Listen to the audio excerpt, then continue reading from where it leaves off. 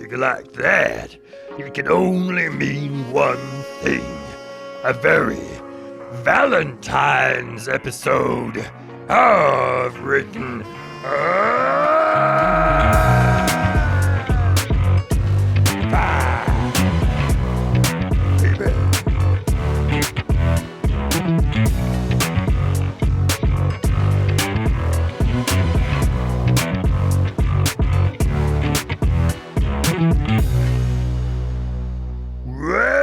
Welcome to Written. Oh, hey, please don't push that podcast stop button.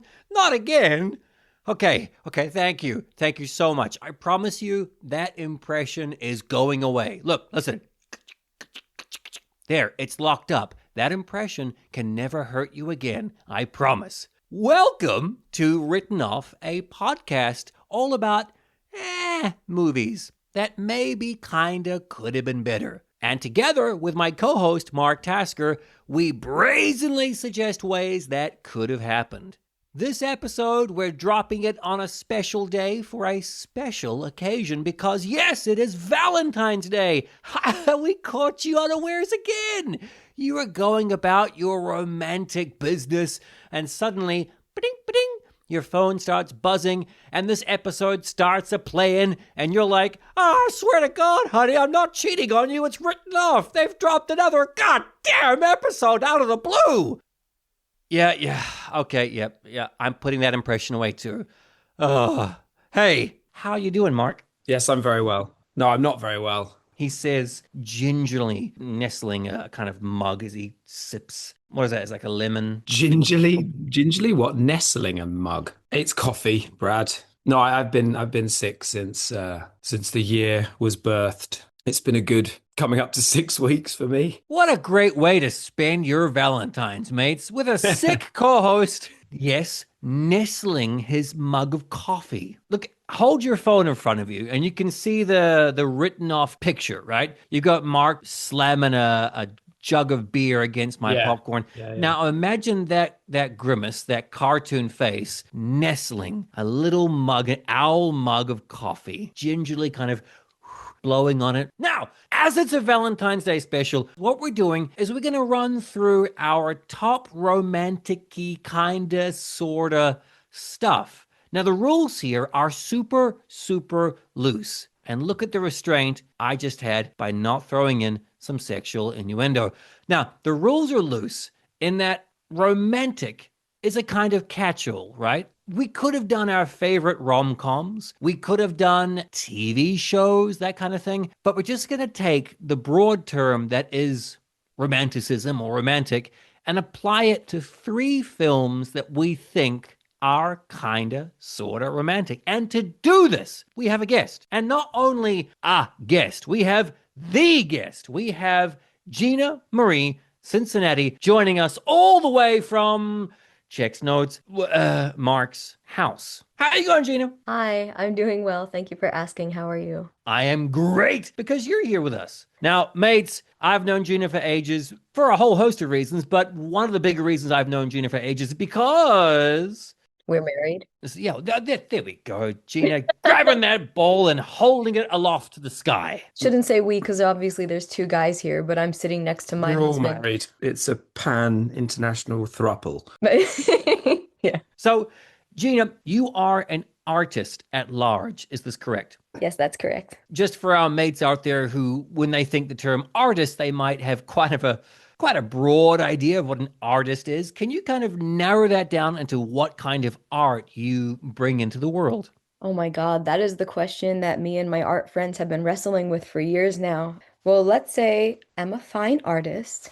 I do a lot of 2-dimensional work, so flat work on wooden board or canvas. I do a lot of mixed media. That sounds like collage, because I think everybody learned collage in kindergarten, right? Gluing different bits of paper on board or something together. I do a lot of work with the textures of paint, so I am an artist that lets you touch my artworks because there's really cool textures in there. And lately I've been going 3-dimensional, which sounds like sculpture, but when people think sculpture, they think of like Ghost and Demi Moore and clay. We don't have space for that in this house. Plus, Mark is shit at Patrick Swayze. That is not the type of romance I need. I will just say that now.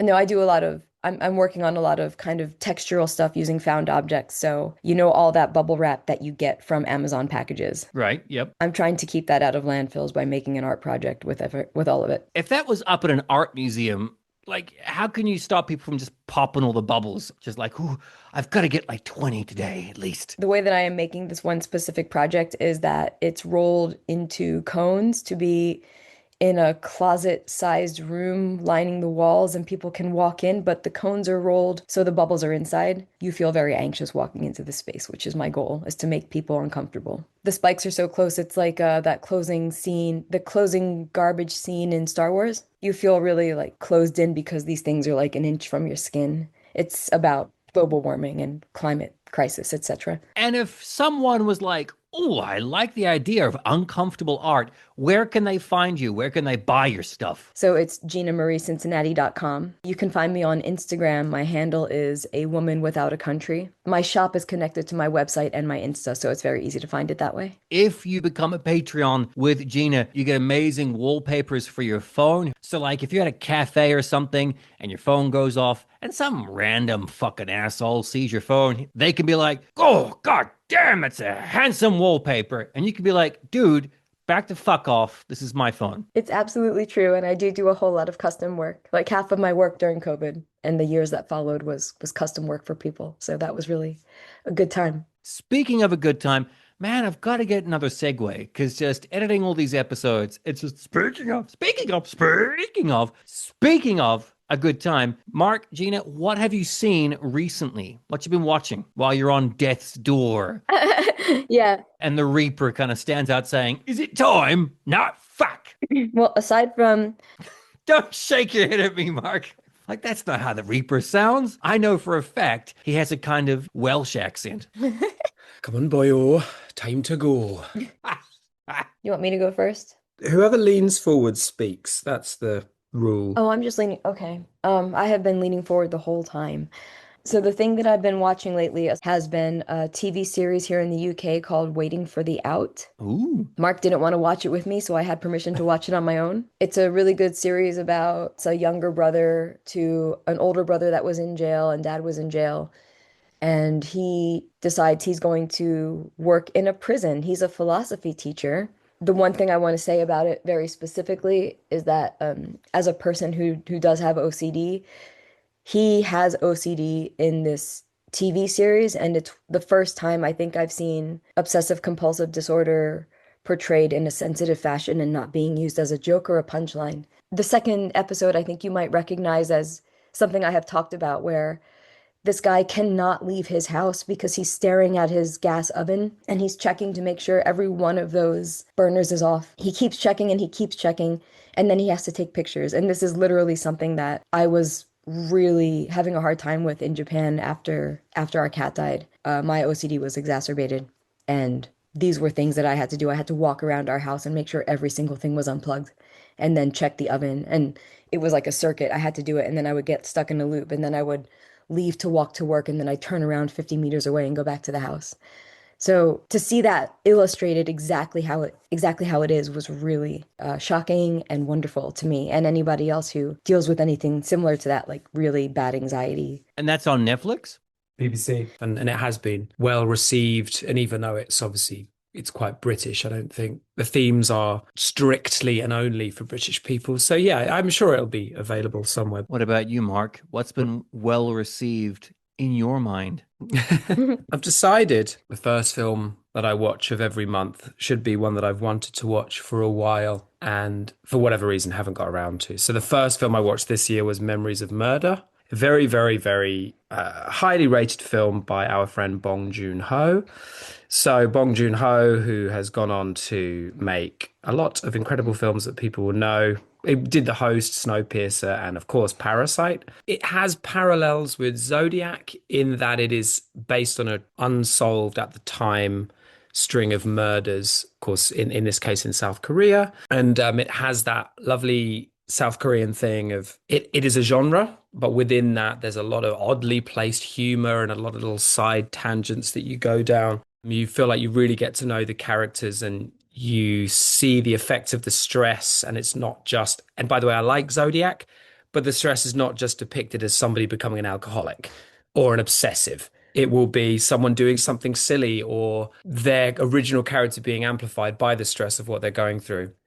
It famously has a very sort of chilling in a low key ending, in a low key way ending. And again, it's a little like Zodiac. You think you're going in the direction of travel, which will mean that we're going to solve this crime, but then it's sort of the carpet is whipped out from under the detective. So yeah, really, really, I mean, anybody that interested in film will probably have heard about it. The film that I watched in February was Possession, which is a film that I have also wanted to watch for a long time. Andrzej Zalowski film. He made mostly art house film. This is a film that we could have done this for this podcast because it's the end of a marriage. Sam Neill is married to Isabel Adjani, but at the very beginning of the film, it becomes clear that they're breaking up. And it is a very clammy, intense, claustrophobic film. The first half in particular for me is beautifully shot. You've a lot of camera following people around, and you feel really like you yourself are stalking these characters. A lot of scenes that have gone on to influence a lot of things. So I think even if anyone's never heard or seen the film, you'll see a lot of influences. It's got a little bit of Cronenberg in there in some of the sort of body horror, but it's a little bit more concerned with the madness of uncertainty. And the remake is coming out soon, right? The remake is, I think they just cast the 2 lead actors for that now, I believe. I was thinking about it because obviously Suspiria, the original Suspiria and Possession probably are quite a good double bill if you can stomach them. I didn't dislike the remake of Suspiria. We actually saw it at the cinema. I think it was relatively successful in its own terms. It stuck to some of the things the original had done, but moved away at other points. So if the remake of Possession does that, then fair enough. But yeah, I mean, as always, watch the original if you can handle it. But it's not an easy watch, and it's a pick the time of day to watch it kind of film. You wouldn't watch it while you're eating or in a relationship. If you are single and currently starving, Possession is right up your alley. Single and Starving. That was the original title, but they changed it. It's a good idea, though, that what you've got beginning of the month, watching some film. Because we've all got those movies, right? That have 10, 20, 30 movies where you kind of accumulate them over time. Like, oh, yeah, I want to see that. I've been meaning to see that. But just for whatever reason, when you pop on something on streaming, it's not there. Or just, whatever. It's a great idea to kind of finally tick those off by working towards them. And I'm making a list as well, because I do, much like you two, like to do such things. I think it's good, and it's nice to be able to look back and actually remember, because I just can't remember the things I've seen and the things I've talked about. So it's quite nice I've got a little list, and it's interesting to see the order in which I watch things. It sort of makes me think about maybe how my mood was fluctuating, or as you say, more prosaically, the things that came up on streaming, which, let's be honest, it affects a lot of what we watch. And how about you, Brad? With friend of the podcast, Corin Lindsay, I went and saw Sam Raimi's new movie, Send Help, which is actually a perfect Valentine's Day movie. I hope whoever goes to see it in the most jam-packed cinema possible. American audiences are quite vocal. I would love to go see this on like a Friday night with a buzzing cinema, because people would just be shouting at the screen and laughing and having such a good time. It'd be, because the movie itself is a wonderful ride. It is Sam Raimi from beginning to end. It was a damn good ride. And it was funny, after seeing that, a week later, I rewatched Army of Darkness. Now, I haven't actually seen that in 30 years. I've seen all the other Evil Deads, a hell of a lot more. But for whatever reason, Army of Darkness, I know it, I can remember scenes from it, but I haven't seen it as much. Watching it, I was hit with this realization. I've just got off from directing a short film based on my upcoming horror book, Reek. And there is a lot of puppet stuff in this short film. Puppet stuff involving a hopefully scary skeleton. And Army of Darkness features hundreds of happy-go-lucky skeletons having a great time. And I realized how formative that movie was, because watching it, I was like, oh shit. Because when I was working on the short film, some of the crew were like, how are we going to do the skeleton puppetry stuff? And I was always just confident, like, oh, just do it like this. And this shot like this. I was worried that the skeleton would look like shit, but I was never worried about how we'd do it. And I realized because I stole it all from Army of fucking Darkness. Thanks, Sam Raimi. The gift that keeps on giving. 2 weeks in a row. He was inspired by it, in case any lawyers are listening. Mates, also, by the way, if you are a regular listener, you'll know that Mark and I were talking about Joe Pesci's Wise Guy. In that podcast, we actually had, I think it was maybe like a 10-second clip of Wise Guy. I believe it was in our New Year's episode. And sure enough, a week later after that episode dropped, I got a little copyright infringement notice from Joe Pesci himself saying that, hey, step the fuck off. That's my song. I texted Mark, and together we just kind of gleefully chuckled like this. You'd have thought he'd have been delighted that people may be rediscovering his Meisterwerk, but apparently not. Especially since you've talked about him twice now, because he was also in the episode for My Cousin Vinny. Spoilers, I don't think that's been out yet. We haven't done My Cousin Vinny yet. You're jumping into the future! Sorry about Doc that. Brown. To be continued in the future. My Cousin Vinny on written off. Let's get into our Valentine's Day proper. First of all, love you, mates. Love you for listening. Love you for recommending. Love you for sharing this podcast with your friends, family members, partners, co-workers, and pets. Because God knows pets can give a 5-star rating. Ha! So as promised, we're going to talk about our romantic-ish movies for Valentine's Day.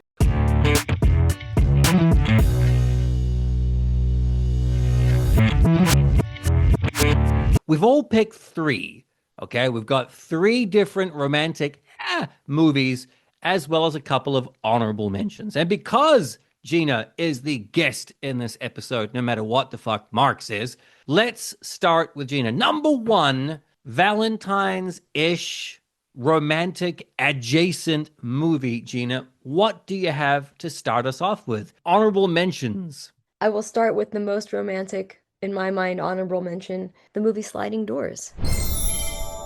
Oh, good. I forget what year it is, and the reason it's not on my top... 96? Yeah, it's late 90s. Wait. Before we Google it, okay, so Mark... 98. Fuck! The reason this is on Shut up, Brad.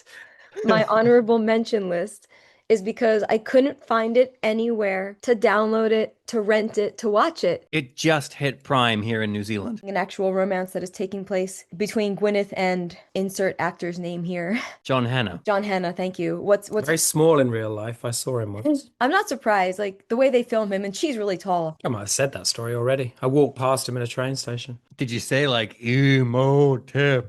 No? Oh, missed opportunity there, buddy. What I was going to say is that we see him in both timelines, which I really love, that he does show up eventually. And I'm a really big fan of chaos theory and the butterfly effect. Not movies, I mean like the actual chaos theory. Yeah, mate, she absolutely fucking hates Ashton Kutcher. That movie makes me really angry. The ways that like me and Mark met is a real chaos theory story. Yeah. And the way that we met Brad is also by like following that notion, also a real butterfly effect story. Because Mark didn't even think about moving to Japan when I met him. And I was like, I'm going to go to Japan. And that's really a strange thought, isn't it? That if Mark would have said, no, I don't want to go to Japan, then we never meet Bradley and you guys never. Yeah, you wouldn't be listening to this, everyone. Imagine that. I know. Imagine how bereft you would be. No, you'd be listening to Written On with Floggity Boggity and Mark Tasker. And you'd be talking about like... You're welcome. Everyone, you're welcome. No, I love this concept of chaos theory and the fact that Gwyneth does meet him in the end of the bad timeline and she meets him early on in the good timeline, so I love that concept. So Sliding Doors is my number 1. And the only reason it's an honorable mention is because I couldn't rewatch it. My second honorable mention is Love Lies Bleeding, which just came out in 2024. Bradley, have you seen this one? I know the title, but I have not seen it yet. Kristen Stewart playing her full lesbian self as working at a gym that her dad owns. This hot little thing walks in, and it's the 80s, and she is going to go to a competition for bodybuilding in probably California. And there's a bit of body horror about it, where Kristen Stewart's like, hey, I know a guy who deals in roids. They're falling in love, but also Kristen Stewart's dad is a big kind of mobster that runs a shooting range. And somebody dies and more people die and it all goes terribly wrong. But it is a love story in there. Sounds like the script of Paddington 4. Yeah. I love it. I love a good. You have to go back to the 80s, right? Because otherwise, everybody has phones. Nobody's doing steroids anymore. All of the shit is illegal, and you would not be so isolated in such a shitty place if everybody had the internet. Starring Jenna Malone, Kristen Stewart, and Ed Harris. Yeah, I want to see this. Yeah, Ed Harris is pretty remarkable in this as a shitty dad and a mobster. My number three honorable mention that I'm putting here because it is a love story. And it's the only thing on here that I don't think is fully woman-centered, but it's woman-centered to me, is Hackers, 1995. Now, you told me about this. Once you started telling me, I got it. But for the mates listening at home, in the car, in the restroom, why is Hackers romantic for you? I feel like the writers of this movie wrote both women and men pretty well here. And by women, we only mean two moms and Angelina Jolie. And first and foremost, this is a love story for me because I was in love with Angelina Jolie, and this was definitely one of my queer awakenings that this is the person that I either want to be or want to be with. Angelina Jolie in Hackers is a perfect character, and she is such an independent little 18-year-old. I love it. Basically, instead of it being about, obviously Johnny Lee Miller is doing all of the things. He's weirdly flirting with her, but they're all techie kids. The actual ways that you would try to like romance somebody are not going to fly here. There's a game in the movie where they're both harassing the congressman or the head of police who's going after hackers, and so they're having to one up each other for who can do the most damage. They're playing games and kind of dancing around each other. Angelina says, if I win, you're my slave for a week. Don't think about it like that, you pervert. And Johnny Lee says, if I win, we go on a date and you have to wear a dress. The stakes go up, and she says, if I win, you're also wearing a dress on the date. So there is this turn where she's like, we're going to go on the date. No one's talked about Hackers this much, including the people that are in Hackers. P.S. A formative soundtrack. Excellent soundtrack. A fantastic soundtrack. One of the best soundtracks. The best line, my favorite line, is when Johnny Lee Miller has snuck into Angelina's room and he's checking out her sweet new laptop. And he's typing like I type, actually. And Angelina leans over him and she says, I hope you don't screw like you type. And he immediately slows down his typing to like one type per second. Does he use one finger? Right, it's enough of Hackers, for God's sake. Yes, there they go. Those are my three. Your three, not My even three your three. honorable mentions. Your three that aren't the three. You're complaining a lot. I am. To be honest, the mates love it. They come to the show like, oh, what's he going to You bitch can about? lean back now, away from the microphone. This is true romance, everybody. We've been married for 10 years. Yay. Just cutting it out. We're not giving personal details. Can I give a preface before I give you my number one? It's not romantic at all. No, actually Is it 12 Years a Slave? No. No, it's not that. Actually, I just wanted to say that this was really hard for me because I'm not a very romantic person. And so a lot of the like Hallmark movies and things that are supposed to be watched around Valentine's are definitely not my bag. Lacey Chabert is just fucking pissed off at you right now. Off of that preface, my first movie is Pride and Prejudice 2005, starring Keira Knightley and Tom Wambsgans. First version of Pride and Prejudice I have ever seen. I haven't seen the BBC one. I have seen all of the Bridget Jones's? No, ew. What's the Ooh! Ew. No, the Body Snatchers. I've seen all the Body Snatchers. I've seen all of the aliens, all of the Prometheuses. I've seen all of those. I've seen the extended editions of Lord of the Rings. I've seen all of that, but I've only seen this one, Pride and Prejudice, only about 2 years ago. And that's why I said it holds up, because for me, it's kind of still a new movie. I think the mates will give you a pass for seeing all the Body Snatchers, of which there are 4 at this point. And for possibly being the least romantic person in this group of 3, possibly. Know that. What are you talking about? Oh, I wouldn't say that, Gina. We've got Mark in the podcast, and like people passing out in the wake of a cosplayer without a deodorant, romance wilts around this man. Wilts! And this is why we work so well together. No comment. Okay, so the Pride and Prejudice, what is it that struck you? Was it the cinematography? Was it the acting? Like what kind of hit you? Like, oh shit, me being a non-romantic person, Why am I enraptured by this? Well, I'm going to check my notes here. Gina is blowing the dust off a diary. I have two. I have my art sketchbook that I was writing in because I wasn't doing art while I was sick, and my diary because I wasn't doing shit at home. I can see some scribbles there. Oh, Jesus, why does Keira Knightley's jaw looks like it could open a fucking can? What's going on here? So the first thing I wrote down, Bradley, was that it had a realistic representation of really obnoxious little sisters. Come to Pride and Prejudice for the romance. Stay for the obnoxious sisters. Seriously, the first time I watched it, that was what grabbed me. I was like, well, I've got a little sister, and I know both of you have sisters, but I think Mark's sister is older. Bradley, is your sister older or younger? Older. Okay, so in this film, you two would have I said that like such a catty bitch. older. So I'm an older sister to my not as obnoxious anymore because she's in her 40s little sister. Not as obnoxious, I have to say, because it's my older sister duty to always take a dig at my little sister, right? There were a few things that I really loved about Pride and Prejudice. The major thing that makes it a romantic film for me is that Mr. Darcy, he starts off as a shy person who has ideas about other classes, because this is a class film, it's a period film, and the whole film is about a group of women in a precarious position because we don't get to inherit anything, so we all have to be married off. And I thought about that a lot with the movies I chose. It's women in bad positions, really.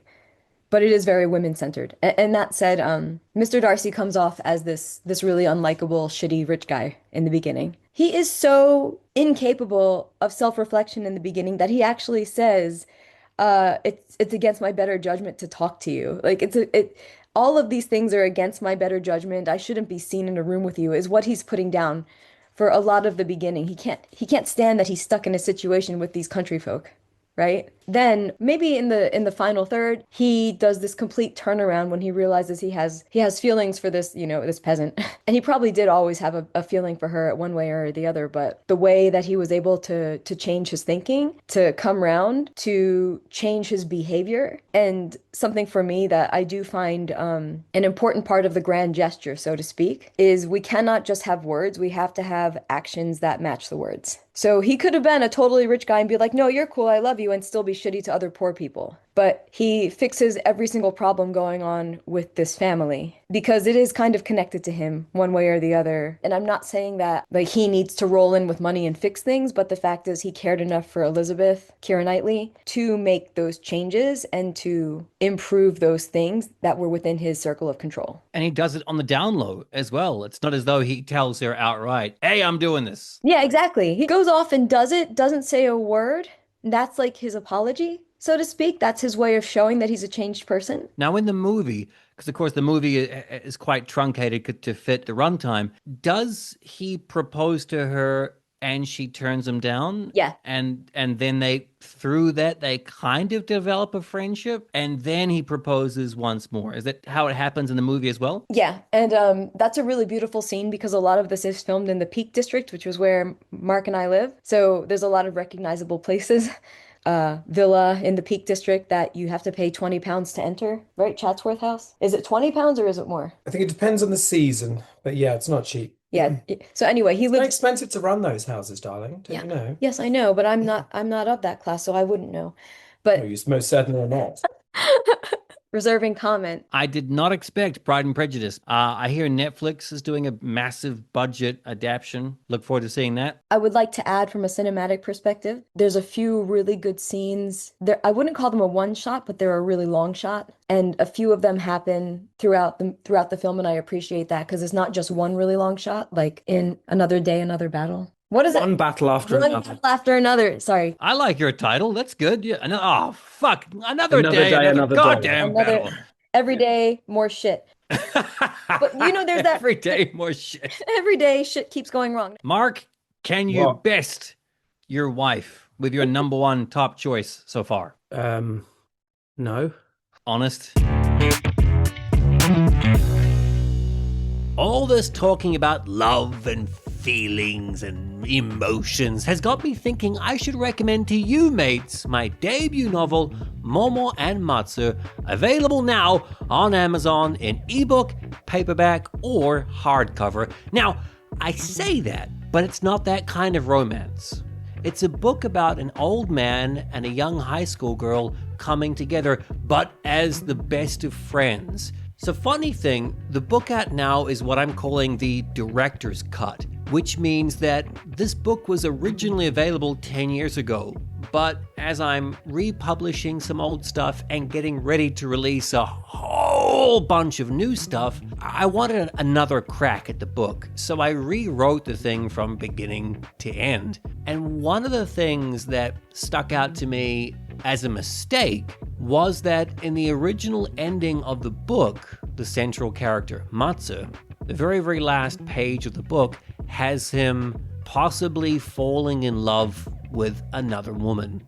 So you've got that kind of sappy, happy, romantic ending. But I realized during my reread and during my prep for the director's cut, I'd completely missed the mark.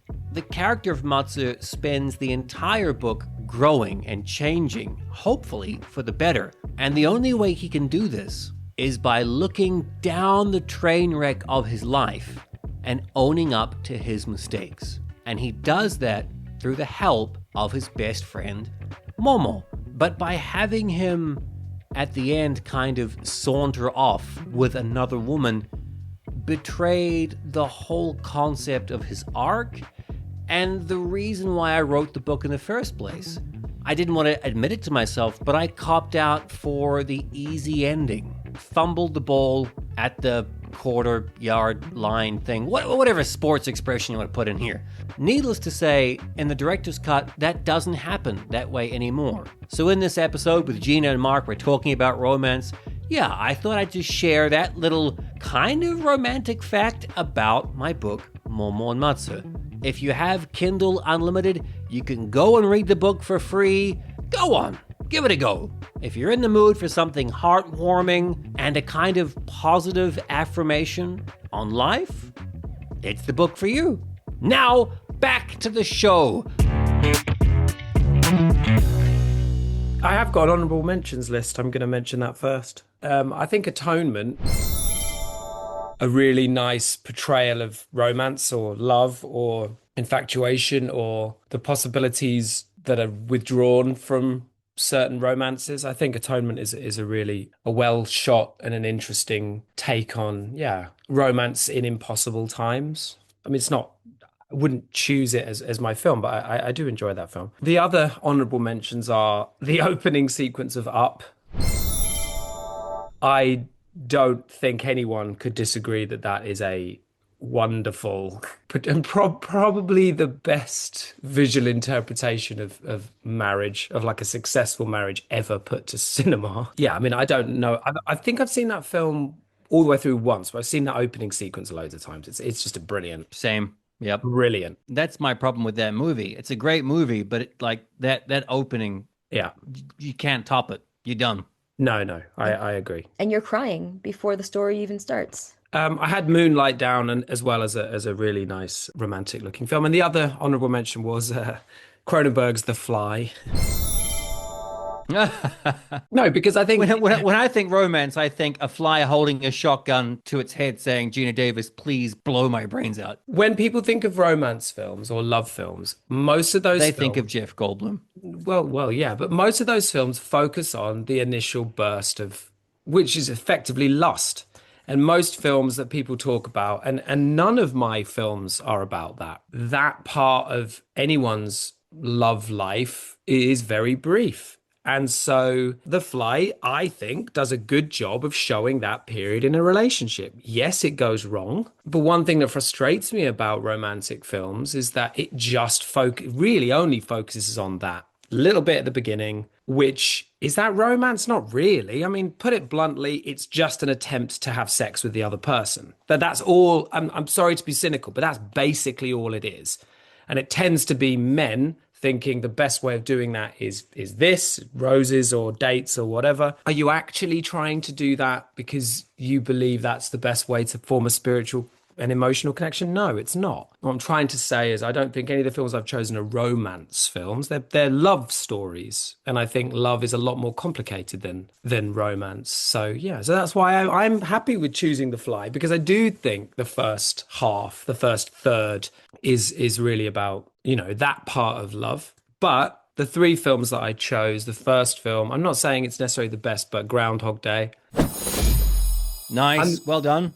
It's very male-centric, obviously, and it's not without flaws or problems. But again, as a realistic view on how men will try to get to where they want to be with certain women, it's effective. It is effective in showing actually what is important and he learns to listen, which I think is something we don't see enough in any film really, is can person A listen to person B and they will then get the connection that they're looking for. That's how to make a connection, in my opinion. There are some quibbles with it. I know a lot of people will quibble with the fact, well, how can she fall so deeply in love with him? Because obviously from her perspective, it's only been one day. But I saw an excellent YouTube video and he made a very good point about how there's one line in it where she basically says, oh, this is all very deja vu.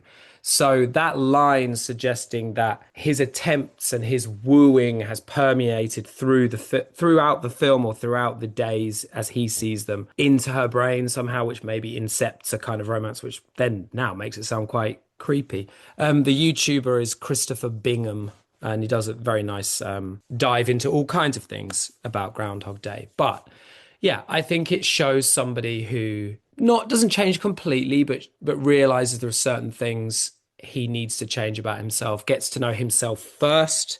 You know yourself first, and then you can enter into a romantic situation. You know who you are, who you want to be, and then you can probably get to where you want to be with someone else. Shows character development very cleverly, I think. Even Andy McDowell, you can see character development. You get to know new facets of her every day. You get little peeks into different parts of who she is, but she realizes when she's being played for pure romantic reasons. So I think, yeah, it's a very interesting exploration of how couples interact when there's a spark. I think it successfully shows both the beginning part of a romance, but also how you can foster a romance without the need for tricks. And, we all know about the way young people are perhaps learning, in quotes, about love in completely the wrong way and from the wrong direction. And I do think this is quite informative about actually have a look at that.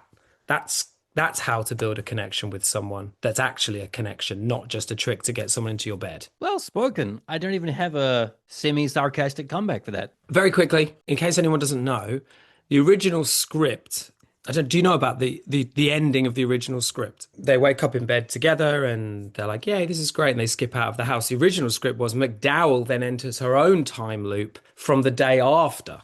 So he's finally broken the curse or the chain, whatever it might, the loop. And then McDowell enters a loop the following day, which she can't get out of. I kind of like that better. Yeah, I think it would be a really... And as again, this YouTuber pointed out, I think you could easily bolt that on, even just using your imagination, or you could write a little fanfic. You could bolt that on to the end of the film you've seen. No need to change that at all. Where do you go from there? So yeah, quite dark and got dismissed, but that was the original, or one of the original endpoints. Interesting, isn't it? I have a question about Groundhog Day before we move on.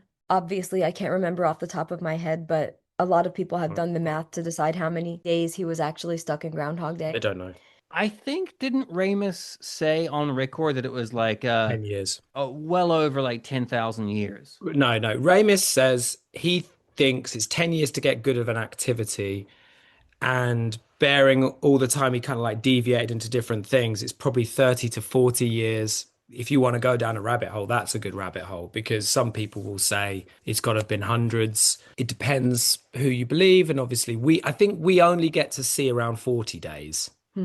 Yes, he possibly, in the end, he does use that to impress McDowell, but you get the feeling it's his own concern first. And yeah, it kind of comes together at the end. But the fact that we see him try to do that and blow it because it's so obvious and so inauthentic, and then at the end it to a degree, yes, it's a Hollywood film, but it does still feel more authentic. What's your number one, Brad? Yes, Brad, what's your... No, but are we on number ones or are we Good- on honorable mentions? Get back. I'm going to use Lean the back toilet. from the microphone. My honorable mentions, and yeah, much like you, Gina, I haven't seen most of these in a very long time, so I'm sure they've aged poorly, but I just picked them based on teenage-ish me and what I thought was romantic back then. So, City of Angels, which is a movie I actually don't want to watch again, to be honest, but I remember it being like the mopiest Nicolas Cage ever, and that soundtrack, and I believe, Mark, there was that period in the 90s where, you know, when Bleach Bypass became a real thing for about 5 years.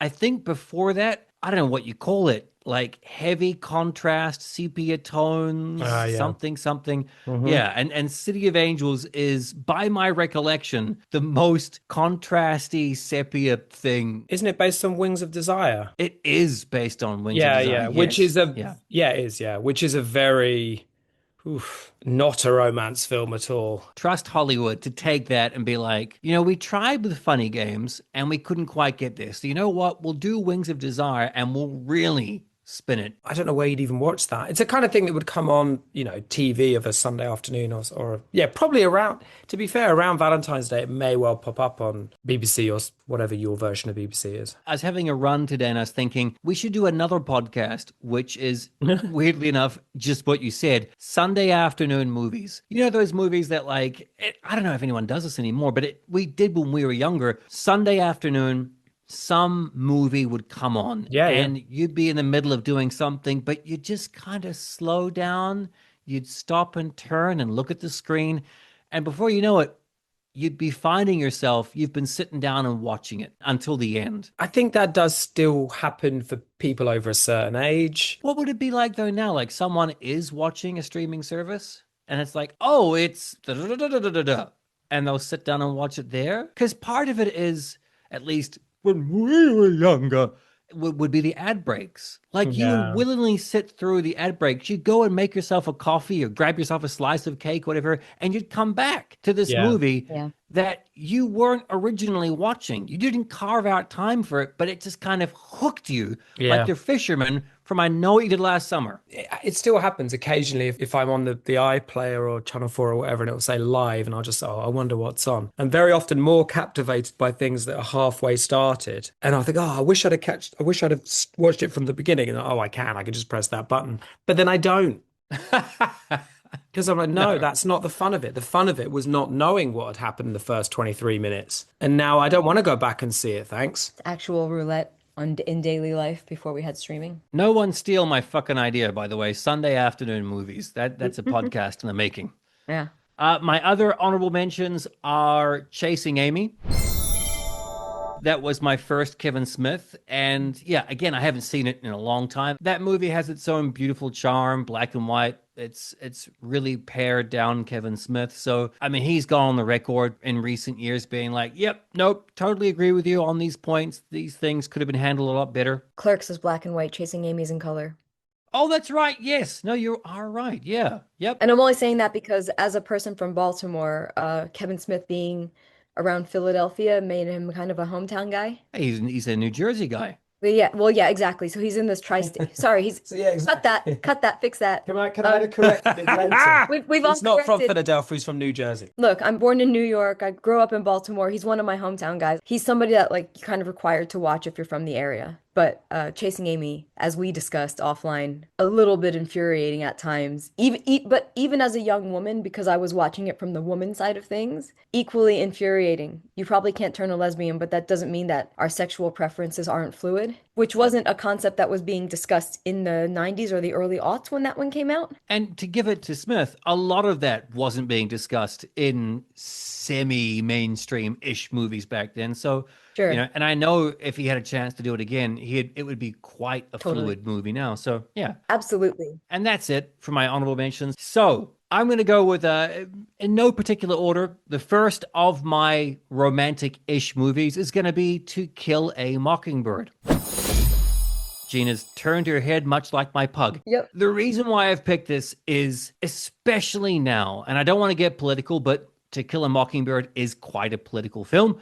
I think To Kill a Mockingbird is an idealized, can't America be this? Yeah. Can't this country stand for something proper? Can't we be humane to all? Can't we be the country that every other country would want to be? And I find that notion romantic. And when you watch that movie now, yeah, without getting too depressing, where has that America gone? That romantic notion of we can be better if we all help each other. I mean, just Atticus Finch, that character, love that fucking name. God, I wish I could meet an Atticus in real life. Are they out there? I'm sure they are, but yeah, that character, his ideals, I feel are a romantic and unfortunately unrealistic thing in this day and age. And I wish it wasn't so. Even for the time, his ideals were against the grain. You should watch the miniseries The Night of. John Turturro plays a lawyer in that, and Riz Ahmed is the accused. And I feel that's a really modern, accurate representation of what lawyers go through. And I think that it was really eye-opening because it shows how most of the time you just plea bargain. There's so many people in the system, especially in that particular country. Just bloody get it done and get them out and let's just get it over with. But yeah, I think, it's a fine. Well, a lot of the films at that time were trying to show you ideals, and I don't know where that's gone. I mean, I'm a cynical person, but I like to see ideals. Although you have massively bent the rules here in terms of romance, haven't you? I didn't know we could cheat like that. This was not mentioned in the preamble. Mates, I was super clear that this is as loose as Oh, right. Yeah. All right, then. He told me I couldn't choose Irreversible, which 100% is more romantic than fucking To Kill a Mockingbird.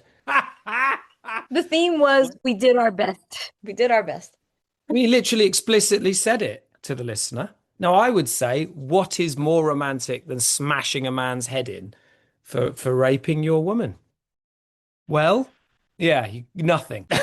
Gina, your number 2 pick. Try and top what Mark just said. Me? Yep. Okay. As the angry queer feminist in the room, I had to choose another woman. One of the angry queer feminists. One, yeah.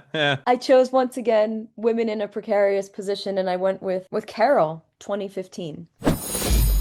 Kate Blanchett as the sexy older woman who comes in like a hurricane in a toy store of all places. Rooney Mara as the young ingenue who is questioning everything.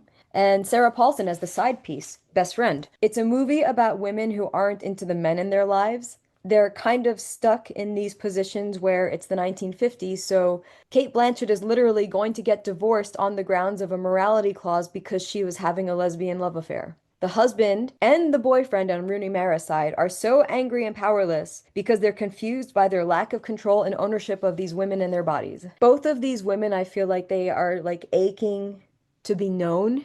All of the men that are circling them in this film are very much, they don't care about that. Why don't you want to stay married to me in this big, beautiful house? I'm so mid, but I'm doing everything I'm supposed to. But what's happening with these two women is that they know that this is wrong by 1950 standards. We're in a time period where nobody's allowed to be gay. Nobody's allowed to love their same sex, right? It feels a little bit like a lesbian Lolita. It's very much a older woman who's had a little bit of experience with another woman before, which is where Sarah Paulson comes in later. But also a younger woman who's questioning everything and knows that what she has is not what she wants. And all of the guys that are coming onto her are not what she's into.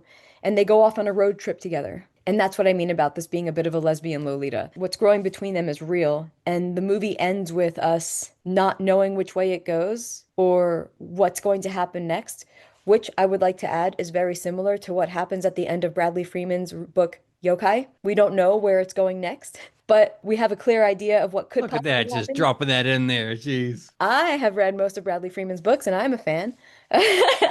Yes, she was paid to say that. Yes. What's romantic about Carol is that I think it goes back to what Mark said earlier, that we are watching the beginning of a relationship, and it's not exactly a guy trying to figure out how to get a girl to bed, because it does seem like it's deeper than that. It is an early infatuation that turns physical once they get on the road. There is we're on the precipice of watching this decision being made, and we kind of know where it's gonna go. And it is them maybe choosing each other, which is the romantic love thing, isn't it? Choosing to admit that they love each other in this very tenuous time, which is big. It's massive. It's brave. The British Film Institute ranked this the #1 LGBTQIA film of all time. All right. Well, there I go. Does that mean I get to keep my queer card?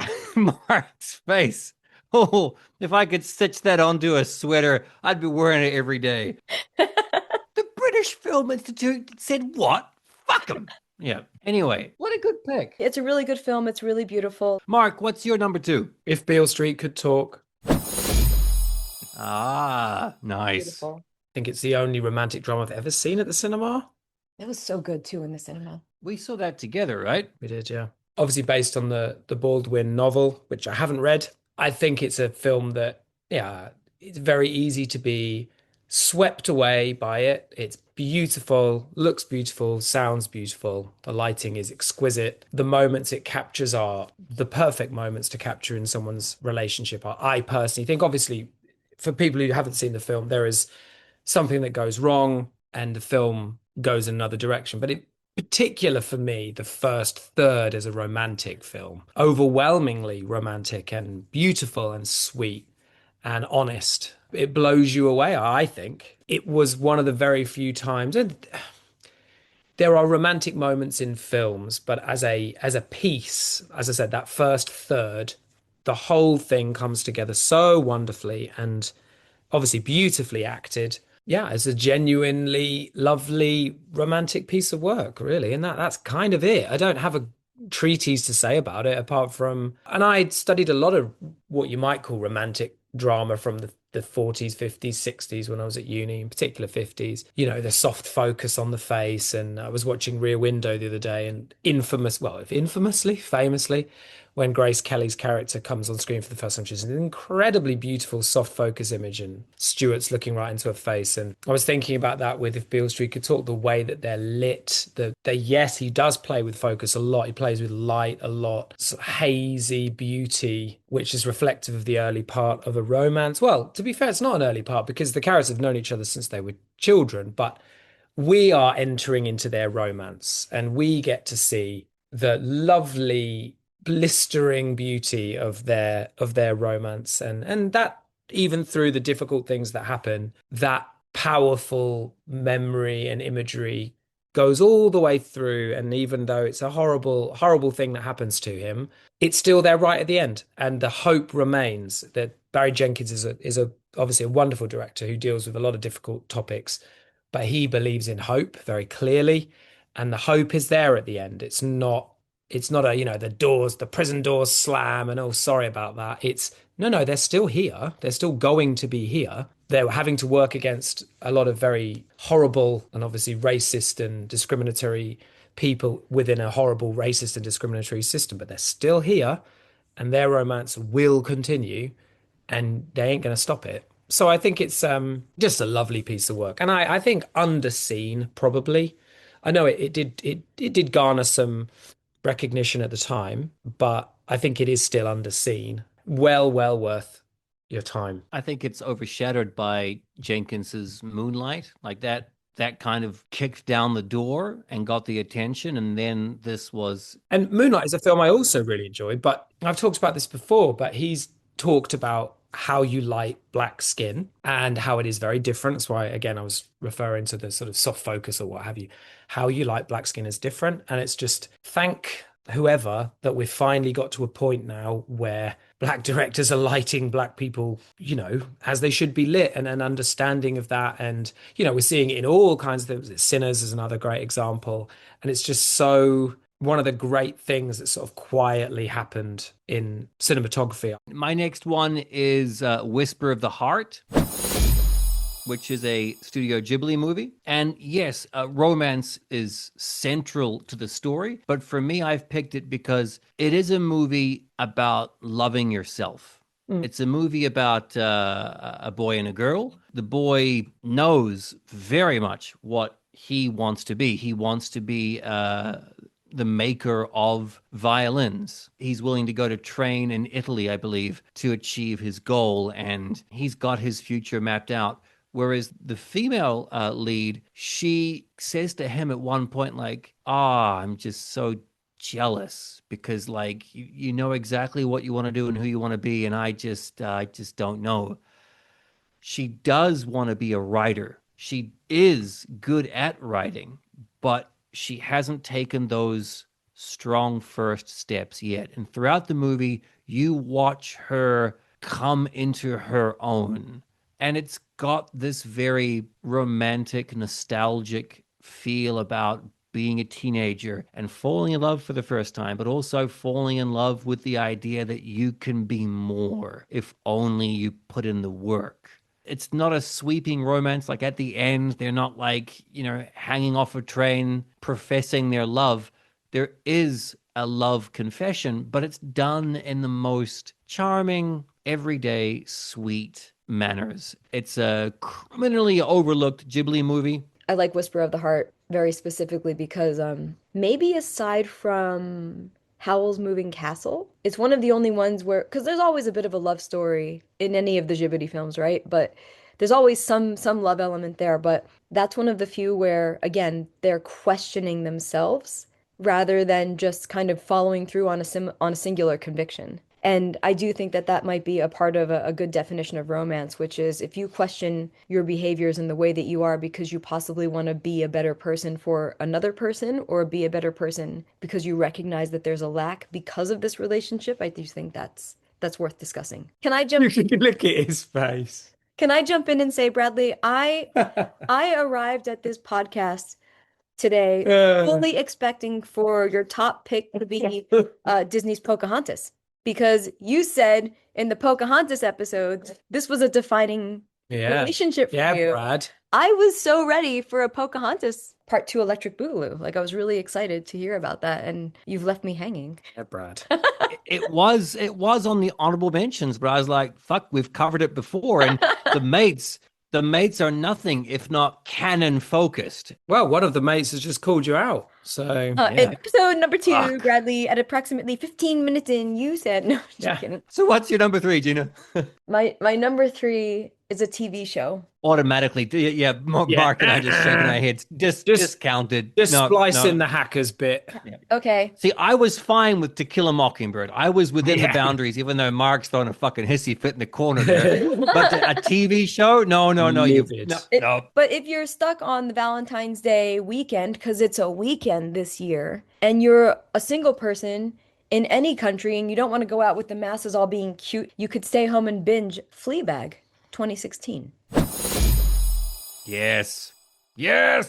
And you might say, Gina, why are you choosing a TV show about a woman who's like fucking everybody under the sun? Because that's kind of the first season. Go on, Bradley, you were going to say something. Bonus points to any movie or TV show that your opening crawl, your opening reveal, your opening catch, involves a woman talking about the size of her butthole. Yep. That's how you grab me. Seriously, I mean, come on. Oh, look, I left it out there for Mark to grab, and he's just fucking on his phone in the background. Jesus. Checking my notes. Dropping the ball. Checking my notes. He's trying to be prepared. I do appreciate he's checking his notes. That's porn, and you know it. Okay, so yes, Gina? Wish there was more than 2 seasons, and I love the breaking of the fourth wall. And the symbolism of the breaking of the fourth wall, which ends up being the end point of season 2, where she decides she's not going to deal with the fourth wall and talk to us anymore because she's over it. But it's a real journey to a kind of place of acceptance about my best friend's death and also an acceptance of self. And there are a lot of things, like she finally shows a little bit of restraint in the second series, but this final scene of her telling us she doesn't need us to follow her as she's walking away is just almost devastating to us because it's like we aren't needed anymore. But her loving herself enough, her accepting herself enough to be in that place, I think is a good one to watch if you're alone on a weekend. Mark, how are you going to top that? I don't like Fleabag, so I don't need to top it. Yes, for those of you unaware, check out the Indiana Jones and the Dial of Destiny episode where Mark refuses to call Phoebe Waller-Bridge's character by her name, which was Helena. All he did was just say, Waller-Bridge, Phoebe, Waller-Bridge, Waller-Bridge. so I can see where the hate comes from, Mark. I think it's brilliantly written, smugness, but if it's smug, I ain't in it. I ain't into it. Call Me By Your Name is quite an interesting romance film, by the way. Is that your third pick? Absolutely not, no. Third pick is Eternal Sunshine of the Spotless Mind. I was wondering who would pull the card up out of the hat, and yep. Generally speaking, I find, oh, look, it's the beginning of a relationship. Oh, look, this has happened. Oh, look, blah, blah, blah. I find it quite dull and repetitive. The idea of setting it up at the point at which it sets it up, but has its cake and eats it. It goes back. Now you can have that romance bit. You can watch it, then you can think about how love is quite difficult to hold on to, how things get in the way. I watched one film I did watch in the cinema was Revolutionary Road, which was an absolutely grim watch. If you're questioning whether your relationship is going to last, I probably wouldn't go and see that with your partner. That was the much hyped up Leo and Kate reunion, wasn't it, from Titanic? Like, here we go, we're doing it again, it's Titanic. What would have happened if Leo had lived, basically. So yeah, I think Eternal Sunshine, I'm not going to say it's a flawless film, but if you ask me what its flaws are, I don't know. I think it is genuinely a masterpiece. If you're not into those kinds of films, I'd understand why you might not like it. And yeah, again, it is a little bit male centric. Perhaps there isn't enough of Winslet's POV, but I just think the way it could be a bit gimmicky, obviously, the way it's set up and the way it's constructed, but that's how I like my sci-fi. Give me that. Right, that's right. I'll go with that enough. And obviously, it's done in a very realistic, quote unquote, way. I'll go with that. Anyone can understand why you might want to have a procedure where you wipe a person or a romance from your life. But again, a little bit like, like the other two films, really, it ends with hope. Because as cynical as I am, I like that marriage of cynicism, realism, and hope. It's a nice combination, and I feel the film balances it very well. Winslet is fantastic in it, very endearing and adorable, and also very annoying. And that's how people are, especially in a longer term relationship. And what's so interesting about it is it both confirms the fact relationships are really difficult and maybe there's no point, and at the same time says, yeah, go for it. And that is a really cool thing to balance. Yeah, an assassination of the idea of relationships, but then also a little spark of, yeah, but it's still worth a go. And that's a really hard thing, I think, to make work. I don't know anyone that's seen it that hasn't got a lot out of it, one way or another. Well, to finish it off, my third was going to be High Fidelity. A film I saw at the cinema and really liked. Yeah. I liked it when I saw it because back when I saw it, I was younger and I was like, wow, this is a film that really gets into the mind of a guy doing a breakup. This is such an excellent representation of what it's like to be a guy, and the fact that Cusack calls up his exes and just tries to find out, like, why did you break up with me? I thought was just top stuff. But in watching that film recently, it was a little bit cringe for me. Yeah. I suppose it should be cringe because that character is quite kind of reprehensible in quite a few ways. And I don't like the fact that he ends up with the girlfriend at the end. Yeah. Ostensibly a happy ending. I believe that's not how it should be. And I should watch the Zoe Kravitz remake and see what that was like with the gender swap. So it was going to be High Fidelity, but no, I don't believe that has aged as well as it should. And what I'll go with, it's a bit of a cheat. It would be Roman Holiday. Japan's favorite. Japan's favorite. And the reason why I picked this is because it's fair to say it's been done since and probably done better by a whole host of different countries. But I like the idea of a romantic movie where the leads cannot get together. And the ending is, like you said, Mark, it's hopeful because they both are happy at the end, but it's bittersweet because they can never, ever be together. I mean, it's such a whimsical movie. Audrey Hepburn is what hasn't been said. She's an angel in that movie. You know, Gregory Peck just with the highest pants you've ever seen a man wear, just hitched up to his nips. It's a choice, but I suppose that was the fashion back then. As I get older, I find those movies to be more rewarding, where it is about romance, but it's not about these two people getting what they want from romance. And I think that's a more honest story, right? Like, for every romance that you have and for every marriage that you have, and not talking about you two, but like divorce is a thing, breakup is a thing. There are 100 different ways a romance can go, and only one of them is really sticking together.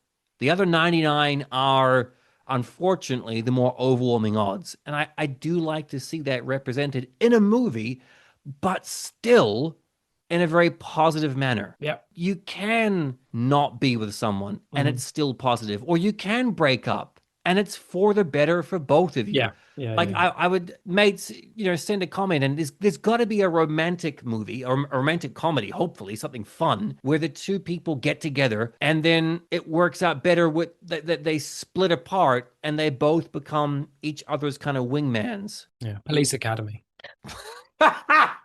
It's a really, really good point. And Yeah. those are the films I enjoy. There's nothing wrong with, but that's what I mean. The first flush of romance is not always the blueprint that will go on until the up. Yeah.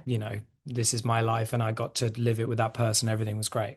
I think there's absolutely nothing wrong with having all those different things. I think lots of people probably had infatuations with people. It turned out they just really liked that person and wanted to be in that person's lives. And actually, it wasn't really romantic. It was just, that's how I felt wow, this is someone that I can really get on with. And that's an exciting thing, isn't it? I do feel that media has brainwashed a lot of us over time to decide to have a very specific set of expectations about romance and love. I remember as a young person, maybe after the Disney classic era was over and they were getting into their Mulans and Hercules. Hercules Zai. Yeah, there were all of these articles talking about how young women had been brainwashed into thinking that those movies had given a bunch of women unacceptable expectations. The wedding is the biggest important thing in your life, and after that, nothing else matters, which is insane.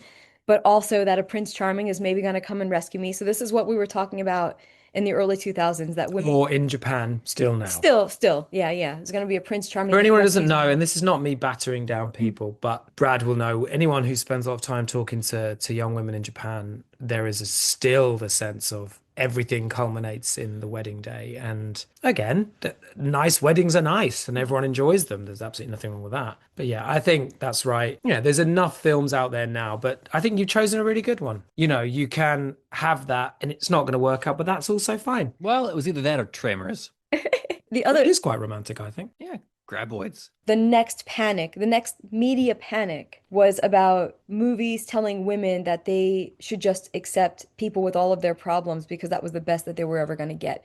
So there was almost like this yo-yo.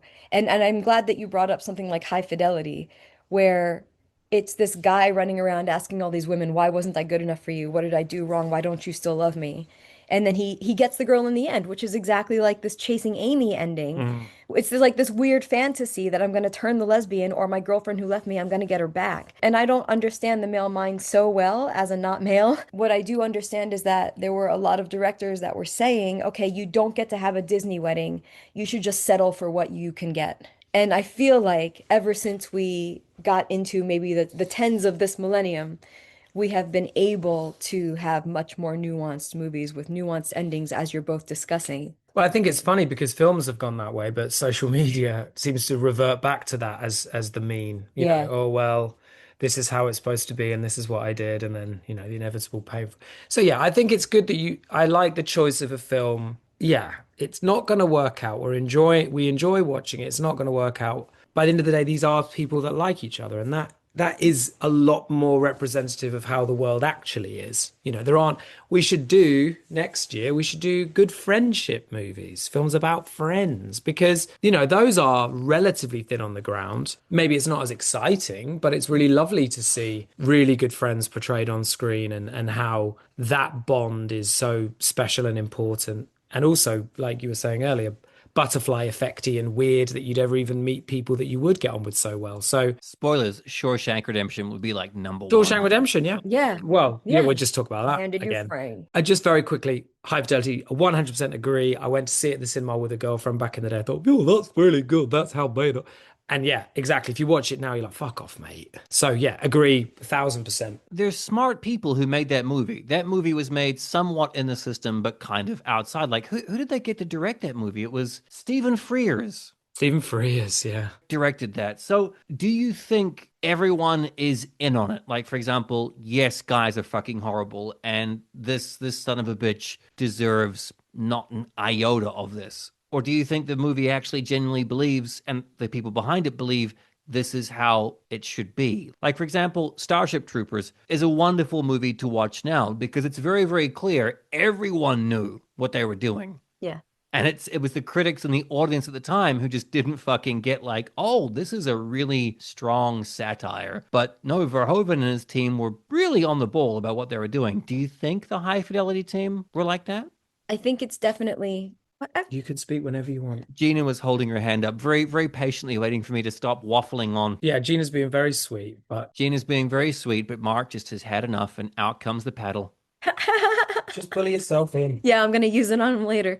No, I think with High Fidelity and the movies from that time period, it is very much of its time. And you and I have talked a lot about the concept of who is it made for? Maybe it's not made for us. And obviously High Fidelity was made for us. I do believe that we were the target demographic at the time. But High Fidelity comes out like when Britney Spears is getting popular, when ex-Tina is asked to be dirty but in a sexy way. The way that we are objectifying beautiful young people, the way that we are expecting our relationships to go, partially because of what media is telling us, partially because of what we're looking at in books. Don't forget, we've also got books and novels coming into this for the readers in the room. But everybody has the same ideas. And this is what is being peddled to all of us. In the same way that Disney was saying big wedding is the end of your life, and the same way that the movies came back and said accept whatever you can get. And then we go through this period of, well, we can have these big questions, we can have these big conversations. It's based on a book by a British author. I think we're maybe looking a bit too much into it. It is a book by a man, and it's from a man's perspective. And everything you say is fine, but I don't think they were just like, oh, this is a book that went down well with men. People will go on dates and people will come out of it and it'll feel breezy. I think we are in an era where we look more into things and we don't just take it as it is. I work and I know a lot of people that will just take it as it is. Oh, it's a breezy romance thing and it's fine because people do have lots of partners and they do go and explore it later. I just think they were thinking it'd be taken in a certain way. And obviously over time, a lot of what Gina's saying, people have learned more and read more and understood more. And now they look at it differently. Yeah. And that's how you get gems like a Skyscraper. Yeah, exactly. But I also don't think every single film has to have every single voice coming in it, but maybe the voices now would have a more nuanced view. Yeah. But there are plenty of films like, with that kind of tone and a lot worse tone if you look at what came after. And it's certainly High Fidelity it's more thoughtful than perhaps we're making out. It's just because of the kind of people we are. It is a bit icky and a bit cringy, like you say. But I'm very sure if I showed it to a lot of people who are 20 years younger than me at work, they'd be like, oh, this is fun. And there are a ton of movies objectifying men too. So there's a bunch of movies that still objectify men to a specific point that are on the fully female written side of things. Mates, Mark's gone and done it. He said the F word. So now it's time to wrap up. Gina, thank you for joining us on this romantic-ish episode. We'll have you back next year for, like Mark said, the Good Friends episode or the anti-romance episode. Either way, have you had a good time? It hasn't been too boring, annoying, frustrating? No, I've had a good time. Obviously, I do believe I might be your number one superfan listener. So it was nice to be behind the curtain, so to speak. Is that the reason why England is the number one for downloads for this show? Huh. Hey, a lot of my coworkers listen as well because they're all cinephiles. Hello, coworkers. Hi. Big shout out to Achievement. No shout out to no one. That's not how this works. Mark, how do you want to end this podcast? Come on. Quickly. And with that, that'll be it. Single mates, married mates, partnered up mates, together mates, matey mates. It's complicated, mates. Shut the fuck up, Bradley. I don't want to hear about it right now, you sorry son of a bitch. It goes without saying, happy Valentine's Day. And for those who don't give a fuck, happy Saturday. Gina-Marie-Cincinnati.com is where you can go to find all the lovely information on our talented guest this episode. I'm just looking at her website right now and, geez, the amount of art she's got uploaded, different years, different themes, just wow. Her Instagram link there as well, everything you could want. Are you one of those amazingly rich, lucky people who have like that kind of space on a wall somewhere? Like you're going down your hallway and it's always blank. It's a big wide open space. Why not commission Gina to do an amazing artwork for that very spot. I'm just saying. Thanks for joining us for our Valentine's episode. Now, you probably guessed, yes, we will be doing a similar thing every kind of holiday. So, looking at the calendar, what's up next? Easter? I don't think there's a big glut of Easter-themed movies. I mean, there's always Critters too. Maybe Mark and I can do like our first audio commentary for Critters 2. Oh, damn, I think I'd actually enjoy that. If you like the show, tell a friend, tell anyone, like and subscribe, 5 stars, all of that awesome stuff. Leave us a comment on our Facebook page at Written Off Pod. We'd be so delighted to hear from you. Next up, back to our regularly scheduled programming. This upcoming Friday, we have Baywatch. It's a movie, is it? And it's an episode, is it? Either way, you'll have to find out. Until then, thanks to Mark for just being Mark, and thanks to Gina for joining us on this episode, and thanks to you, mates, for listening. Grab a slice.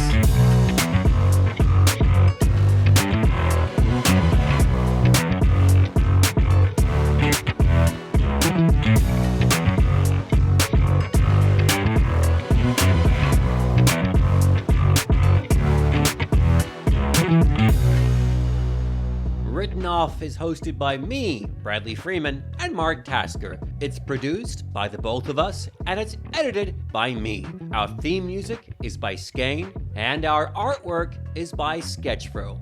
This has been a Pugnacious Podcast production.